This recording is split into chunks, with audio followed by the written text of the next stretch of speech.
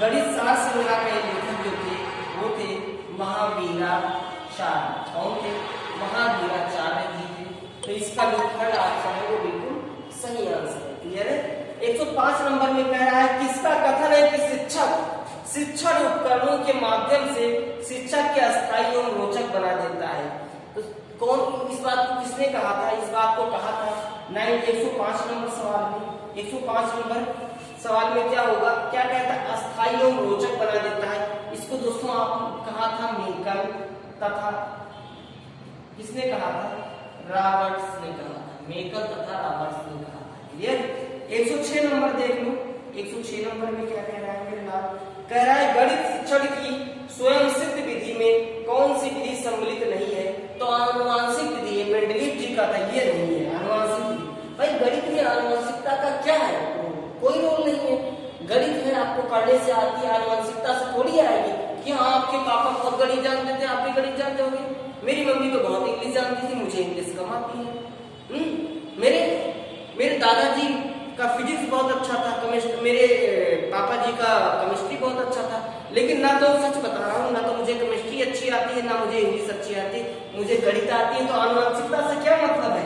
कोई मतलब नहीं है। तो किसकी कौन सी विधि सम्मिलित नहीं है? आनुवांशिकता का विधि सम्मिलित नहीं है मेरे लाल। आनुवांशिकता आनुवांशिक विधि। क्या? आनुवांशिक विधि। क्लियर है? ये सम्मिलित नहीं है। ठीक है? विभाजनी का उपयोग, विभाजनी मतलब जानते जो प्रकार को यूज करते ज्योमेट्री बॉक्स में मिलता था, उसका उपयोग किया जाता है कोड बनाने में। चलो कोड बनाने में कोई जरूरी नहीं कि उसी का प्रकार से आप कैसे कोड बनाओगे। ठीक है? त्रिभुज बनाने में जरूरी नहीं त्रिभुज बनाने, आयत बनाने में आयत से क्या मतलब है उसका प्रकार का। ठीक है? रेखाखंड की लंबाई ज्ञात करने में ये सही आंसर है। जैसे आपसे पटरी में 5 सेंटीमीटर ऐसे नाप लिया, ऐसे नाप लिया 5 सेंटीमीटर, और फिर क्या किया? फिर गए उसको चेक किए 5 सेंटीमीटर है, तो आप प्रकार किए कोण को एक तरफ रखोगे, दूसरी तरफ इधर रखोगे, आपको एग्जैक्ट पता चल जाएगा कि है 5 सेंटीमीटर की नहीं है। तो क्या होता है? रेखाखंड की लंबाई ज्ञात करने का जो सही आंसर है वो यही है, क्योंकि कोण आप प्रकार की सहायता से नहीं बना सकते, उसके लिए आपको पटरी की जरूरत पड़ेगी। क्लियर है? आपको पटरी की जरूरत पड़ेगी, क्योंकि बिना पटरी के आप कोण नहीं बना सकते हो। मैक्सिमम लोग तो कोण पर ही आंसर मारते हैं कि हाँ प्रकार से हम कोण बनाते हैं। कैसे बना लोगे कोण बिना पटरी का? त्रिभुज कैसे बनाओगे बिना पटरी का? लाइन नहीं खिंचवाओगे सीधा। कह रहा है पहले संख्या, देखो सवाल कितना बेकार बनाता है, मतलब ऐसे बनाता है कि बच्चों का दिमाग कंफ्यूज हो। लेकिन कभी भी याद रखो परसेंटेज का स्पेशल कॉन्सेप्ट पढ़ाता हूँ। पढ़ना है तो कौन क्लासेस चैनल को सब्सक्राइब करें, पढ़े, एंजॉय करें। ठीक है? परसेंटेज में दिया हो और परसेंटेज में नहीं पूछ रहा हो तो हम लोग नंबर का यूज ही नहीं करेंगे। जैसे इसमें कह रहा है कि 350 को, अब देखो मूर्ख बच्चे क्या करेंगे? 350 को 20% बढ़ाएंगे। सवाल में कह रहा है कि पहले 20% बढ़ाया गया, पुनः 20% कम कर दिया गया, तो कह रहा है कि अंततः वृद्धि या कमी कितने % की होगी। तो मेरे लाल जब प्रतिशत की बात कर रहा है, प्रतिशत में पूछ रहा है, तो नंबर 350 को यूज ही ना करो। 20% बढ़ाएगा तो ऐसे सोचो कि 100 था, 20 बढ़ाएगा कितना? 120।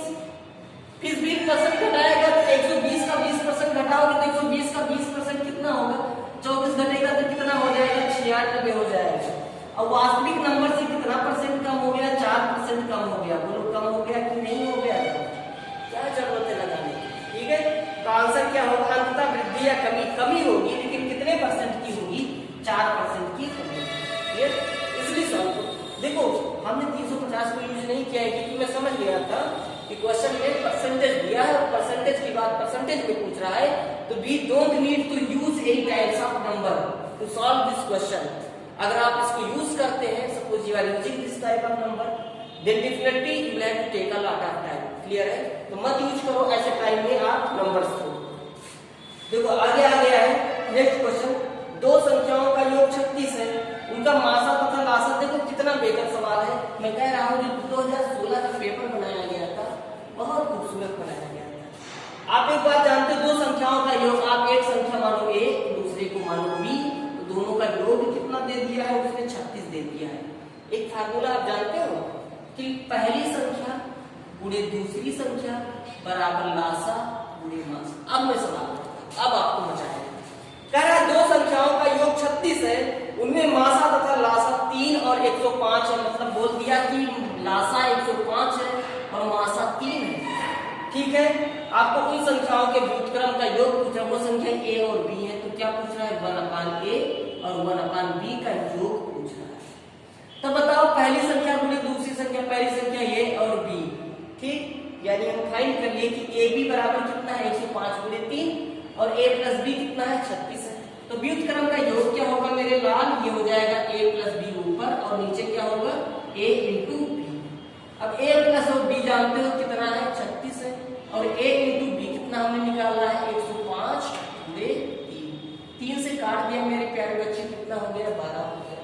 और इसको भी काट देते हैं तो 3 चौके 12 और 3 से ये 35 बार में कट जाएगा, तो कितना हो गया 4/35। इस सवाल का उत्तर हो गया। अब देखो कितने आसानी से सॉल्व कर दिया, बस वही था कि इसमें उसने लासा और वासा दे दिया था, संख्याओं का गुणनफल नहीं दिया था, तो संख्याओं का गुणनफल हमने यही ऐसे निकाल दिया। सॉल्व तो वही था। चलिए नेक्स्ट क्वेश्चन की तरफ बढ़ते हैं। नेक्स्ट क्वेश्चन क्या कह रहा है, चलो रिमूव करते हैं इसको। नेक्स्ट क्वेश्चन कह रहा है एक आयताकार बाग जिसकी लंबाई उसकी चौड़ाई से 4 मीटर अधिक है। लंबाई जो कह रहा है वो कह रहा है चौड़ाई से 4 मीटर अधिक है। अगर लंबाई x है तो मेरे लाल ये कितना होगा x प्लस का 4 होगा। समझ रहे मेरी बात को? कह रहा है यदि अर्ध परिमाप 36 मीटर, अर्ध परिमाप का मतलब एक लंबाई और एक क्या चौड़ाई हो गया। कह रहा है 36 से तो हम लोग जोड़ देते, एक लंबाई कितना हुआ मेरे लाल x हुआ और एक चौड़ाई कितना हुआ x प्लस का 4 हुआ। दोनों को जोड़ने पर कितना हो रहा है प्यारे बच्चे 36 हो रहा है। तो x की वैल्यू x और x मेरे लाल होगा 2 और 4 उधर जाएगा तो घट जाएगा, तो कितना हो जाएगा 32 हो जाएगा। तो 2 से काट लेंगे कितना आया 16 आया। तो x की वैल्यू 16, देखो अभी पूरा सवाल नहीं पढ़ा, मुझे पता है कि क्या जरूरत है। 16 ये हो गया और 16 और 4 कितना हो गया ये 20 हो गया। हमने लंबाई निकाल ली, चौड़ाई निकाल ली। अब क्या पूछ रहा है बाग की लंबाई वाली भुजा की माप क्या होगी, तो निकल आया कितना होगा लंबाई 20 होगी। यानी इसका जो पहला ऑप्शन 20 पड़ा था वही इसका सही आंसर था। चलो आगे बढ़ते हैं मेरे प्यारे बच्चे, बहुत अच्छे अच्छे सवाल है इसमें। चलो हटा रहे हैं इसको, नेक्स्ट क्वेश्चन पढ़ते हैं। कह रहा है राजधानी एक्सप्रेस जो है वो स्टेशन से 7:29 शाम को PM 7:29 PM से चलकर गंतव्य स्थान 17 घंटे 42 मिनट पश्चात पहुंचती है, तो वो समय क्या होगा, कितना घंटा कह रहा है 17 घंटा। जरा लग लो 17 घंटा। तो इसमें फार्मूला लगाने की जरूरत नहीं है, बेसिक बढ़िया वाली बुद्धि यूज करो, सॉल्व हो जाएगा। 17 घंटे 42 मिनट कितना 42 मिनट। तो आप मेरे लाल ये बताओ कि 7 बज रहा है शाम को, 17 घंटे आगे चले जाएंगे तो कितना होगा 17 और 7 कितना होगा 17 में 10 जोड़ दो कितना 27 हो जाएगा। ये 17 और 7 नहीं, 7 में 10 जोड़ा 17 और 7 24, यानी रात के कितने बज गए, रात के 17 घंटे बाद बज गए 12। क्लियर है, 24 घंटा हो गया, सॉरी 17 7 24, 7 बज रहा था, 17 घंटा और आगे हम चले जाते हैं तो 24 घंटा 17 घंटा आगे चले जाएंगे, यानी 7 और 5 12। ठीक है, 5 और 12 यानी दोपहर के 12 बज जाएंगे। कितने, दोपहर के 12 बज गए और 42 मिनट हमें और जोड़ना है तो जोड़ लेते हैं। 9 और 2 11 का 1 कितना, 2 और 4 6 और ये कितना हो गया 7। 12:71 मिनट। अब बताइए 71 मिनट होता है, नहीं होता है। आप बोलोगे 60 मिनट से ज्यादा नहीं होता है, तो इसमें 60 निकाल दो, तो 60 निकालोगे इसमें जोड़ोगे तो 1 बज गया, 1 बज गया और इसमें कितना बजा, इसमें बचा कितना 60 और 11 71, तो 1:11 मिनट क्या हो जाएगा PM हो जाएगा। क्या होगा PM होगा, क्योंकि दोपहर के बज गए कितने 1:11 मिनट। तो कह सकते हैं इसका चौथा जो आंसर है तो question number D, option number D 4th number, ये इसका सही आंसर। ये देखो कुछ भी करने की जरूरत नहीं, इजीली अपना दिमाग लगाओ कि 10 घंटा गए, 5 घंटा गए, 7 घंटा गए, कितना हो गया, बस इतना ही तो करना है। देखो कुछ मजदूरों का कारखाने में 112 नंबर सवाल में क्या कह रहा है, कारखाने में कार्यरत कुछ मजदूरों के आयु के वर्ष इस प्रकार है। क्या कह रहा है, देखो कितना बढ़िया सवाल सवाल है, लेकिन बस समझ में आना चाहिए। आई उनके 31 है, 41 है, ज्यादा नहीं, 28 है, 54 है, 34 है, 27 है, 23 है, 33 है, 35 है, 42 है। आयु का परिसर पूछ रहा है मेरे लाल, परिसर। परिसर आप जानते हो क्या होता है? परिसर सबसे छोटा, सबसे बड़ा माइनस सबसे छोटा। तो आप हमें बताओ कि सबसे बड़ा नंबर कौन सा है? आप बोलोगे सबसे बड़ा नंबर 54 है। और सबसे छोटा नंबर कौन सा है? सबसे छोटा नंबर आई थिंक 27 है। ये 27, दो नंबर फाइंड कर लो, इनका अंतर इन परिसर कहलाता है। तो 54 में से आप 27 को घटा दो, आपको परिसर मिल जाएगा। 14 में 7 गया 7 और 4 में 2 गया 2, कितना आ गया? 27 आ गया। 27 इसका परिसर हो जाएगा। ओके, परिसर हमें लग रहा है कि हम लोगों ने सबसे छोटा नंबर बड़ा नंबर ढूंढने में दिक्कत कर दिया। भाई 54 से भी बड़ा भी कोई नंबर है? नहीं है। 54 से बड़ा नंबर 31, 41, 54, 37। आयु इस प्रकार है कि आयु का परिसर क्या होगा? क्वेश्चन तो हम लोगों ने सही लगाया है, क्योंकि सबसे बड़ा नंबर क्या मिल रहा है? हम लोगों को 54 मिल रहा है, और सबसे छोटा नंबर क्या मिल रहा है? 27 मिल रहा है। 27 से छोटा नंबर कुछ नहीं मिल रहा है, तो अंतर आ रहा है 27 का। रेंज ऑफ एज, आयु का परिसर है, तो आयु का परिसर कितना होगा? 27 होगा। तो एक बार फिर से देख लेता हूँ। 31, 41, 28, 31, 41, 28, 54, 34, 54, 34, 27। ओके, सबसे छोटा नंबर ये 23 है। क्या है? 23 है, 27 नहीं है, तो 23 को घटाएंगे। क्लियर है? तो 4 में 3 गया 1 और 5 में 3 गया, 5 में 2 गया, कितना? 3। तो सबसे बड़ा 54, सबसे छोटा 23, घटाया कितना? 31। अब ऑप्शन आपका मैच हो गया, पहला ऑप्शन, यानी क्या? 31 इसका सही आंसर होगा। क्लियर है? चलो आगे बढ़ते हैं। आगे कह रहा है 113 नंबर जो क्वेश्चन है मेरे प्यारे बच्चे, उसमें क्या कह रहा है? कह रहा है सबसे छोटी अभाज्य संख्या क्या है? तो आप बताओ सबसे छोटी अभाज्य संख्या क्या होती है? सबसे छोटी अभाज्य संख्या 2 होती है। कौन नहीं जानता है? ठीक, नहीं जानते तो आप जान लो। 1 नहीं होता है सबसे छोटी अभाज्य संख्या को, इसलिए क्योंकि 1 का सिर्फ 1 फैक्टर होता है और 2 का 2 फैक्टर होता है, 1 और 2। अभाज्य संख्या होने के लिए आपके पास 2 फैक्टर होना जरूरी है। क्लियर है? तभी वो अभाज्य संख्या होगी। जो आपको बताया जाता है ना कि वह संख्या जो अपने आप से कट जाए या 1 से कटे वो अभाज्य संख्या होती है, वो गलत है। वो गलत इसलिए है क्योंकि आपको बचपन में ही गलत पढ़ा दिया गया। आप बताओ, 1 क्या अपने आप से नहीं कटता है? कट जाता है। 1 अपने आप से कट जाएगा, देखो 1 1 से कट जाएगा। और दूसरा कहा है कि वो संख्या 1 से कट जानी चाहिए, तो क्या बताओ 1 1 से नहीं कट जाएगा, कट जाएगा। तो कहाँ सही है परिभाषा? परिभाषा तो हमको बचपन से गलत में पढ़ाया गया। सही परिभाषा अभाज्य संख्या के ये है मेरे लाल, इसे याद कर लो कि कम से कम जिन संख्याओं के 2 फैक्टर होते हैं, कितने? जिन संख्याओं के 2 फैक्टर होते हैं उन्हें क्या कहते हैं? उन्हें अभाज्य संख्या कहते हैं। और जिन संख्याओं के 2 फैक्टर से ज्यादा फैक्टर होते हैं उन्हें भाज्य संख्या कहते हैं। बस यही फाइंड करना आपको मिल जाएगा कि कौन सी संख्या भाज्य है, कौन सी अभाज्य है। क्लियर? पाई क्या है? पाई के बारे में पूछा गया 114 नंबर।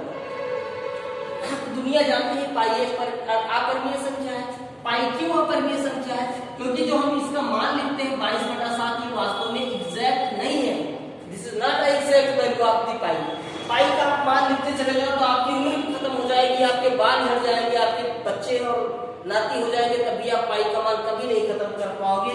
3.1415 ऐसे डॉट डॉट चला गया, ना नंबर रिपीट हुआ है ना नंबर पूरी तरह से विभाजित हुआ है, तो वो क्या है? जो नॉन रिपीटिंग, नॉन रिपीटिंग, यानी ना विभाजित हो ना रिपीट हो, तो उसे कहते हैं अपरिमेय संख्या। तो पाई क्या है? पाई एक अपरिमेय संख्या है। क्लियर है? पाई क्या है? पाई एक अपरिमेय संख्या है, इर्रेशनल नंबर। ये आगे बढ़ते हैं। आगे क्या कह रहा है? देखो कितना बढ़िया सवाल बनाया है। 9 का पावर 2x माइनस का 1 बराबर 2 का पावर 5 माइनस का 5। तो x का मान मतलब इस x का मान पूछ रहा है मेरे लाल कि x का मान क्या होगा। तो निकालते हैं 2 का पावर 5 32, 32 में 5 घटा दिया कितना? 27। और इसको हम लोग क्या लिख सकते हैं? 9 को हम लोग 3 का पावर 2 लिख सकते हैं। यहाँ पर सॉल्व करेंगे। 3 का पावर 2, भाई ये 9 ही तो लिखा है, और इसका पावर कितना 2x माइनस का 1। क्लियर है? अब देखो इस नंबर से गुणा हो जाएगा तो 3 का पावर कितना 4x माइनस का 2, और 27 को क्या लिख सकते हैं 27 को 3 का पावर कितना 3 लिख सकते हैं। तो बेस बराबर है, आधार की पावर की तुलना करेंगे तो समझ में आ गया। 4x माइनस का 2 बराबर कितना हो गया 3 हो गया। 4x माइनस का 2 बराबर 3, तो 4x बराबर कितना होगा, ये 2 उधर प्लस में हो जाएगा 5, तो x बराबर कितना होगा मेरे प्यारे बच्चे 5/4। इस बात का उत्तर हो जाएगा। तो देख लेते हैं ऑप्शन में, हाँ चौथा ऑप्शन क्या है 5/4, और ये इसका सही आंसर है। क्लियर है? देखो आगे एक बहुत अच्छा सवाल आया है, मैंने कहा था इस सीरीज में 3-4 सवाल बहुत ही अच्छे पढ़ेंगे।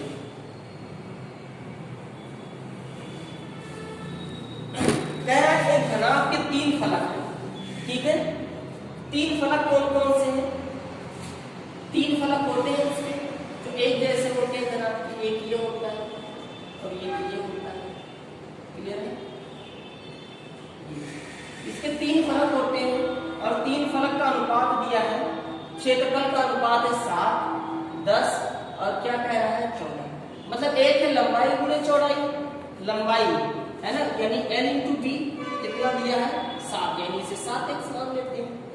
फिर दूसरा दिया है चौड़ाई गुणे ऊंचाई, यानी b इंटू h दिया है कितना 10x दिया है भाई 7/10 अनुपात 14 दिया है। क्लियर है? और तीसरा दिया है h इंटू क्या दिया है मेरे पास l दिया है ना, h इंटू l वो दिया है 14x दिया है। अब अगर बताओ मेरे प्यारे बच्चे तीनों को गुणा कर दो, तो तीनों को गुणा कर दो तो l 2 बार आया है l स्क्वायर, b स्क्वायर और h स्क्वायर बराबर 7x गुणे 10x गुणे 14x। तो यही होगा कि नहीं होगा? यही तो होगा।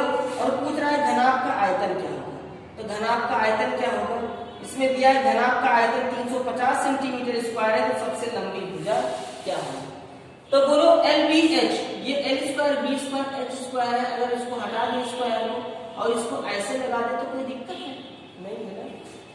l स्क्वायर b स्क्वायर और h स्क्वायर, LBH क्या होता है लंबाई चौड़ाई ऊंचाई घनाभ का आयतन, तो क्या हो गया 350 गुणे स्क्वायर का मतलब 350 बराबर 7x गुणे 10x गुणे 14x। काट पीट लेते हैं, 7×10 70 और 70 7×5 35, कितना आ गया 5 आ गया। क्लियर? ये पूरा का पूरा 5 हो गया। और 14 से इसे काटते हैं तो मुझे लग रहा है ये पूरा पूरा कट जाएगा। 14 दूना 28, कितना बच गया 2 और 5 70, 5 7, 14 पंचे कितना हो गया 70, तो 25 पंचे कितना हो गया 125 हो गया मेरे प्यारे बच्चे। तो x का पावर 3 बराबर आया 125। ठीक, तो हम कह सकते हैं कि x बराबर कितना होगा मेरे लाल 5 होगा। क्लियर? 5 होगा x बराबर। अब कह रहा है कि 7 बचे कितना होगा ये 35 हो जाएगा, और 7×10 कितना होगा 70 हो जाएगा, और 14 पंचे 14 7 10 बचे 50 हो जाएगा, और 14 पंचे कितना हो जाएगा 70 हो जाएगा। क्लियर है? अब यहां से LBH से कह रहा है आयतन, थोड़ा सा बड़ा सवाल। LBH कितना है 350। क्लियर? तो अगर हम इस भुजा को निकालते L और B को ले लेते हैं, कितना है 35, LB कितना है 35, तो H कितना होगा भाई H कितना होगा, काट लो कितना आया 10 आ गया। एक भुजा पता कर लिया कि ऊंचाई कितनी हो गई 10 हो गई। ठीक है, दूसरे में BH ले लो, B और H को ले लो तो L बच जाएगा। BH कितना है 50। ठीक, तो L इंटू 50 बराबर 350, तो 5 7 35, दूसरी भुजा L कितनी आई 7 आई। तीसरा H और L को ले लो, तो हमने H को ले लिया L को ले लिया, B बच गया, B इंटू कितना 70 बराबर कितना 350, तो 7 बचे, तीसरी भुजा 5 आई, तो सबसे बड़ी भुजा क्या 10। 10 इस सवाल का उत्तर होगा। बहुत खूबसूरत सवाल बनाया था। तो ऑप्शन नंबर जो तीसरा पड़ा है 10 वही इसका सही आंसर होगा। क्यों बच्चों को ये दिख रहा है, मार्कर धीमा तो नहीं पड़ रहा है, दिख रहा है थोड़ा धीमा पड़ रहा है। थोड़ा धीमा पड़ रहा है, चलिए ठीक, कोशिश करता हूँ अच्छा दिखे।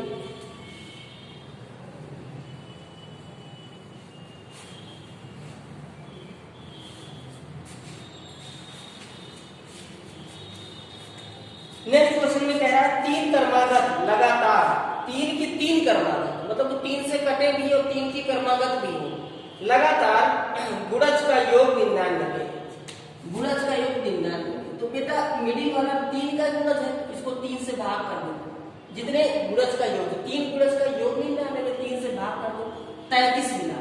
तो 33 से बीच वाला नंबर मिल जाता है, ठीक है, बीच वाला 33 के 3 गुणज है, मतलब पहला गुणज क्या होगा, 3 घटा दो कितना 30, और लास्ट वाला गुणज क्या होगा, बड़ा वाला, तो 33 और 3 कितना 36, 3 गुणज होंगे, पहला 30, दूसरा 33 और 36, आप जोड़कर देखो 99 ही आएगा। तो क्या कह रहा है सर, ये गुणज कौन कौन से है, मतलब ये गुणज यही है 30, 33, 36, कौन सा ऑप्शन, देखो तीसरा ऑप्शन, ये कंपनी वाले ने जो तंग कर दिया है मुझे, 30, 33 और कौन सा होगा 36 हो जाएगा। क्लियर है, सॉल्व हो गया क्वेश्चन, कुछ नहीं करना था, बच्चों जैसा सवाल था। अगला सवाल देखो 118 नंबर, बस 2 सवाल और बचेंगे, फिर अपना सेशन ये स्टार्ट समाप्त होगा। सीमा 1 घंटे में एक किताब का 1/5 भाग पढ़ लेती है। 1 घंटे में एक किताब, 1 घंटे में एक जो किताब है, एक जो बुक है, उसका 1/5 भाग पढ़ लेती है, कितना 1/5, मतलब 5 भाग में से 1 भाग 1 घंटे में पढ़ लेती है। 1 घंटे में 1 भाग पढ़ लेती है, दिमाग लगाओ, दिमाग लगाओ, 1 घंटे में 1 भाग पढ़ लेती है, तो पूरा किताब 5 भाग है, तो पूरा किताब पढ़ने के लिए कितना समय लगेगा, 5 घंटा लगेगा, पूरा किताब 5 भाग 5 घंटा लगेगा। कह रहा है 2 सही 1/3 घंटे पढ़कर सो जाती है, 2 सही 1/3 घंटे, 2 सही 1/3 घंटे पढ़कर सो जाती है, ठीक है। तो ये 2 सही 1/3 घंटे में, देखो 1 घंटे में 1 भाग पढ़ती है, तो 2 सही 1/3 घंटे में कितना भाग पढ़ लेगी, ठीक है, 3 दूनी 6, 7/3 भाग पढ़ लेगी, क्लियर है, 7/3 भाग पढ़ लेगी। एक सीमा 1 घंटे में एक किताब का, चलो ठीक है, 3 दूनी 6 और 7/3, ठीक है, पढ़कर सो जाती है। तो किताब का कितना भाग पढ़ने को शेष बचा है, क्लियर है। चलो 5 घंटे में वो पढ़ लेती पूरा का पूरा किताब पढ़ लेती, लेकिन कितना पढ़ती है, 2 घंटा, 2 सही 1/3, क्लियर है। अगर इसको बटा 1 कर दे तो ये भी कितना बटा 1 बन रहा है, इसको बटा 3 कर दे, चलो रहने दो,